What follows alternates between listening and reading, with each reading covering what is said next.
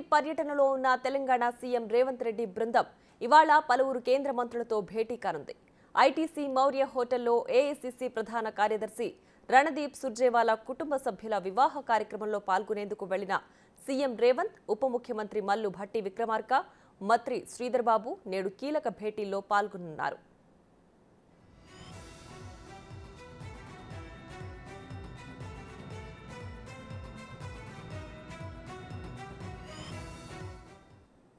ఇప్పటికే వీరు పలువురు కేంద్ర మంత్రుల అపాయింట్మెంట్స్ కోరారు. ఆర్థిక శాఖ మంత్రి నిర్మలా సీతారామన్, ఉపరితల రవాణా శాఖ మంత్రి నితిన్ గడ్కరీ, పట్టణాభివృద్ధి శాఖ మంత్రి హర్దీప్ సింగ్ పురి, రైల్వే మంత్రి అశ్విని వైష్ణవులను కలిసి రాష్ట్రానికి రావాల్సిన అంశాలపై రేవంత్ రెడ్డి బృందం చర్చించనుంది.